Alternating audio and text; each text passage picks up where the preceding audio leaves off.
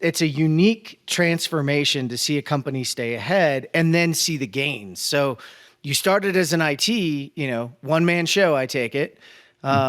You're not that anymore. So talk to me a little bit about how you've progressed and watched the company grow.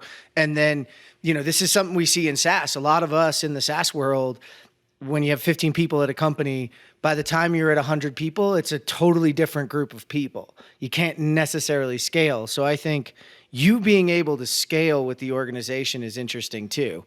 So talk a little bit about that transformation.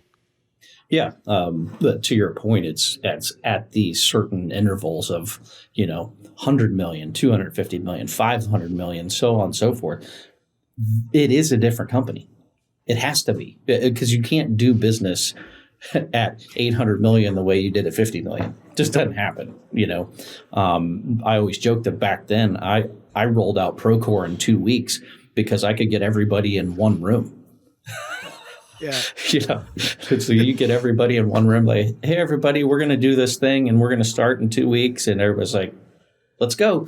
And now that, it spans regions, halfway across the country, and trying to get all of those kind of changes done overnight don't happen anymore. And so one, it requires a person like in my position, I have to have a constantly evolving mindset of where do I focus my time? How do I provide the most value to the business? And how do I set up from an IT standpoint? How do I architect infrastructure that doesn't impede growth of a business? And I think that myself and a lot of my other peers, a lot of that paid out with the pandemic. Your organization was either like ours and we flipped a switch overnight and everybody went home and kept working, or you struggled through all of these pains of this antiquated infrastructure that you never invested in and paid the price during that time frame through a poor associate experience, client experience, all that sort of stuff. And so luckily, like I said, working with the founders, I was able to sell that vision early on to where brick and mortar shouldn't matter. And that's kind of where we were born digital, I would say, is we've always invested in it. And talking with my peers, we invest more than they do. And that's a constant battle and it's not like they just throw money at me, right? We just have to, we're constantly justifying and continuing to push the point of here's where the investments pay off and through our client experience, through our internal associate experience, through how our partners work with us, and then through scalability. How do you open up regional offices seamlessly? Yeah.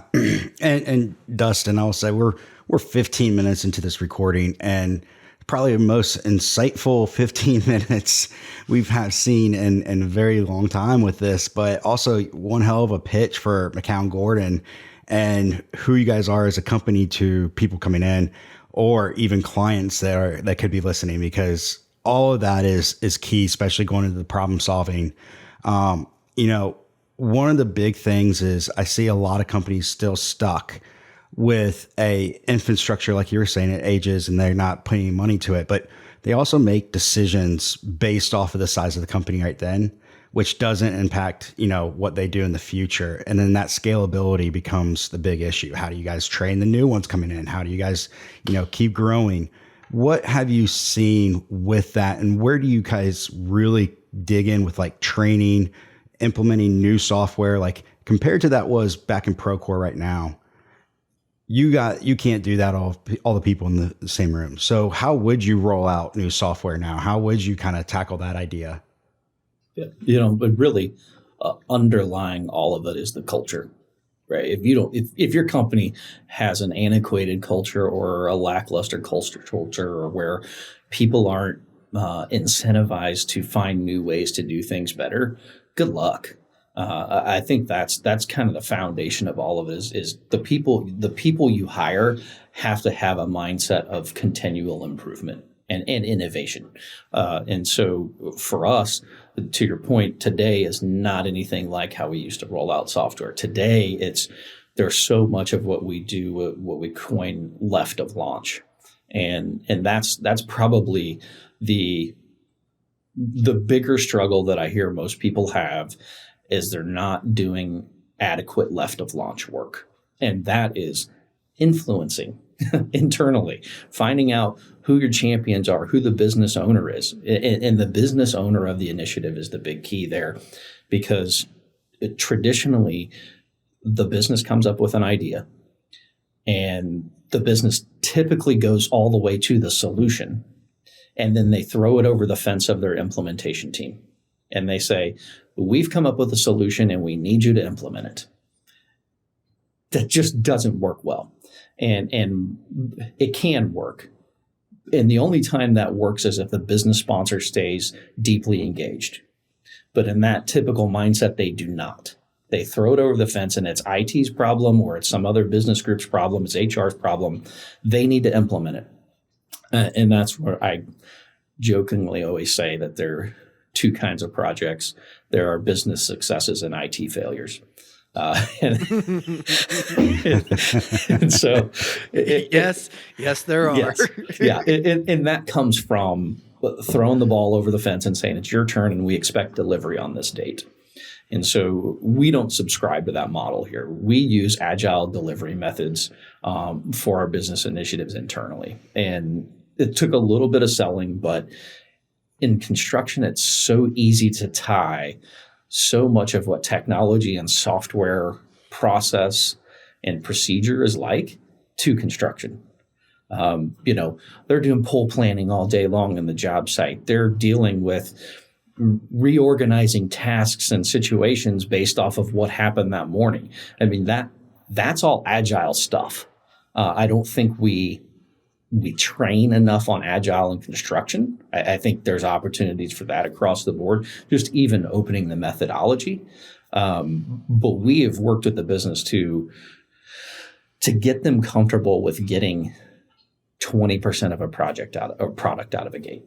And so I find that a majority of the value comes from 20% of the product itself. And if we can focus on and deliver that first and then iterate after that, it works really well. And the business really enjoys that delivery method. They get their product faster, something they can get in their hands and work on.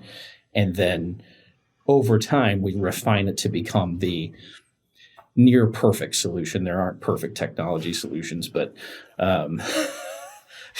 Jeff and I talked about that before. It's people struggle to take a technology solution that's not perfect, but if you give a perfect technology solution, we're in fear of losing our job because it does everything. And so what I've seen with typical waterfall delivery on technology implementations are you will work, deliver, and then you will modify until it's there. Yep. And so what we are trying to do is always do the modification, because a lot of that comes from great feedback that you get when you put it in people's hands. Just get it in their hands faster so you're not wasting 12 months of design and installation or what have you, deployment, and then 12 more months of modification.